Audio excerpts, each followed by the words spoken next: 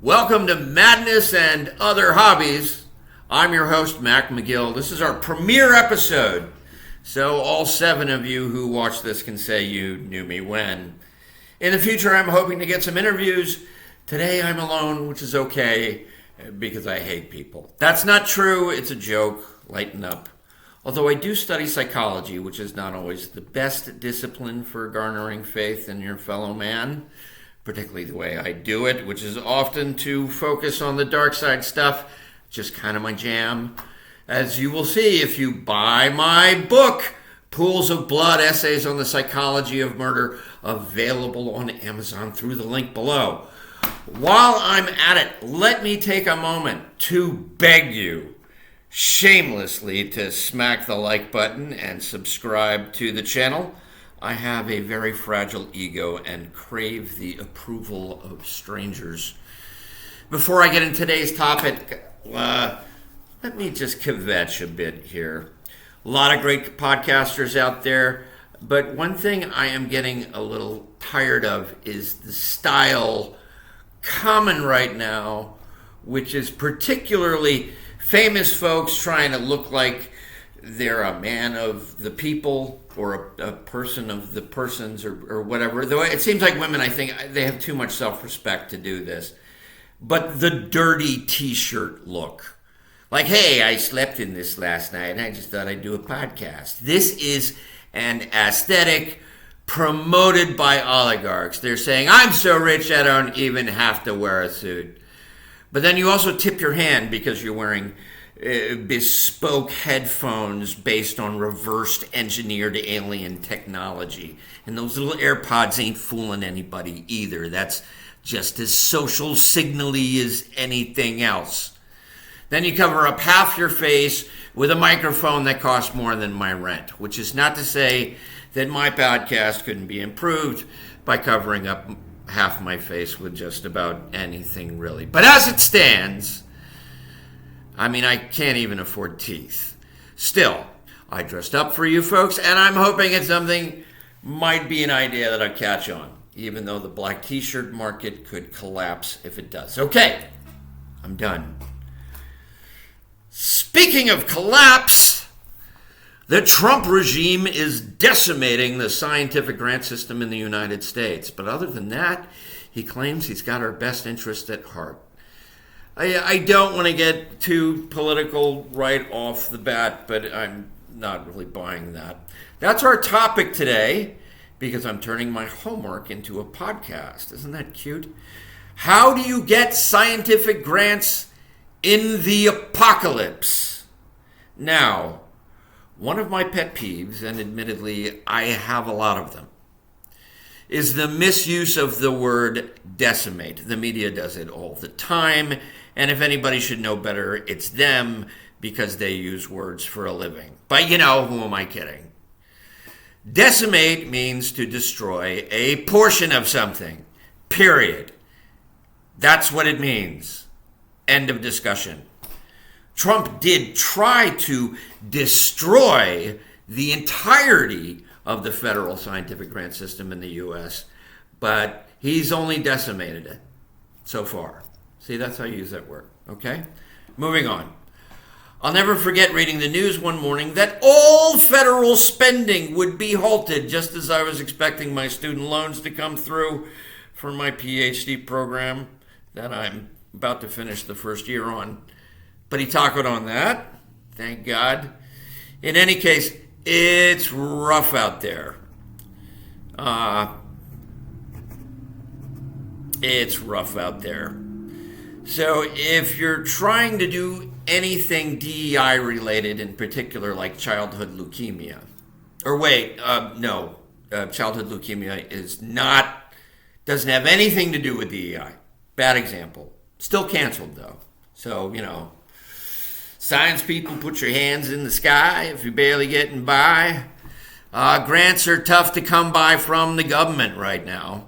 I haven't heard of the oligarchs stepping in to fill the gaps, but there are some private sources out there. But that is your first step. Find out where the grants are. You're going to have to look hard. You need to make sure the grant you are applying for is actually interested in the kind of work you're trying to do. When you find them, getting one is going to be more competitive than it has ever been. You will be going up against the sharpest minds in the country, and the topic you want a grant to do research on is going to be influenced by the current political climate. If you go to the National Institute of Health's website where they list their grants, there are far more grants that have recently been canceled than ones on offer. Many of the canceled grants are definitely DEI related. So stick with something safe, like what happens when a psychopath goes into cognitive decline? Nothing that might offend the current junta. You have to understand, getting a grant defines you somewhat in the eyes of your peers. It is an acknowledgement of the credibility of your work. It is a very formal and hierarchical process. And until you get one, you're somewhat like a TV star trying to get tickets to the Oscars. Even if you get to go, nobody's going to talk to you. You will not be invited to any of the parties unless you're already sleeping with somebody. An obvious caveat, perhaps, but worth mentioning. The metaphor is imperfect, of course. Academia is not Hollywood. We are obviously far less attractive and often not very physically fit, but we do spend a greater portion of our income on our wardrobe. So that's something. This blazer cost me like $20. But what's really important to remember is that if you don't get a grant, it's your fault. At least that's what everyone is going to say when they laugh at you behind your back. First of all, you're going to have to bring your A game to the writing itself. If you are regularly confusing there or your and your, I can guarantee you will be the first grant proposal that winds up in the circular file. That stuff doesn't even fly on social media anymore, unless you're a gun nut on X, but that's a special case. It will not matter if you have the most brilliant idea for a scientific study in the history of human thought. If you misuse so much as a semicolon, it is over. No one is impressed with your fancy vocabulary either. This is not a cocktail party. If you're lucky, that comes later. But honestly, it doesn't always go over that well at parties either. You just sound pretentious, okay? Clear, accessible language in well-constructed sentences that don't run on so long that you've forgotten how it started by the time you get to the end. Look, we all know you're smart, or you wouldn't be applying for a scientific grant to begin with. But if you feel the need to constantly prove how smart you are, people are going to get annoyed. Do not annoy the grant approval committee, or they won't give you money. Okay? Great.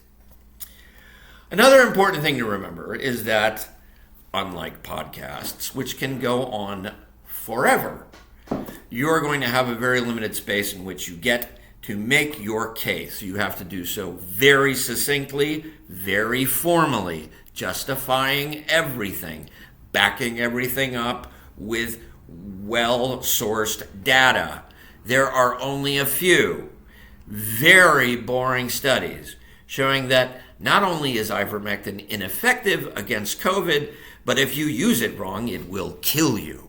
There are thousands of hours of Mel Gibson talking to Joe Rogan about how ivermectin is a wonder drug, or whoever talking about whatever.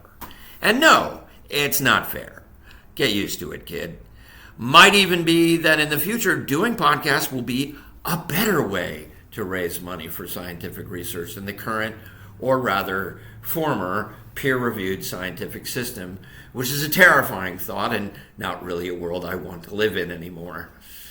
I heard something about Ireland taking in refugee scholars, and I may look into that eventually, but I'm going to check and see if my PayPal account still works. Link below. Last point, and this is an important one. What you bring to the great human endeavor of scientific progress, your special genius. Nobody cares about that but you. Again, get over it. You are not a beautiful and unique snowflake. Does your grant proposal require some originality, answer some unmet need, or interrogate an important problem? Yes, those are important things.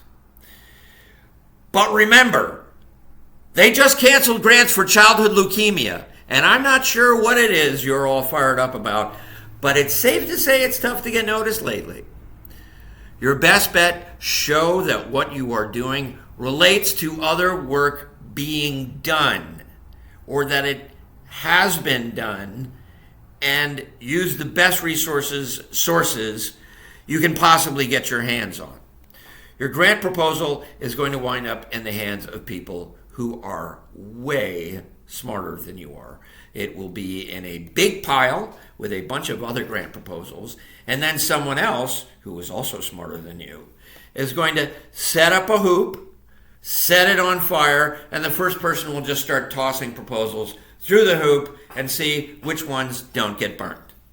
The most flammable part of your proposal may be a bad source, so check your sources. Know what you are basing your proposal on. Very recently, a paper from Harvard had to be retracted because it was full of lies. Let me say that again. A paper from Harvard about honesty was full of lies. Yes, this truly is the dumbest timeline, and I'm not sure how I got here either. So don't be like, Harvard, I guess? Check your sources. The Grant Award Committee is sure going to. So, that was depressing. And I'm going to wrap this up so I can start drinking a little early today. Getting scientific grants was not easy in the before times, and spoiler alert, hasn't gotten any easier. The head of HHS just said we have to stop trusting experts. So if you want money to do science, I guess ask your uncle at Thanksgiving after he's had a few. Until then, climb under the bed and cover yourself with wet towels because this is going to be bad. Thanks for tuning in. We'll see you next time. Don't forget to hit the like button and subscribe. Bye.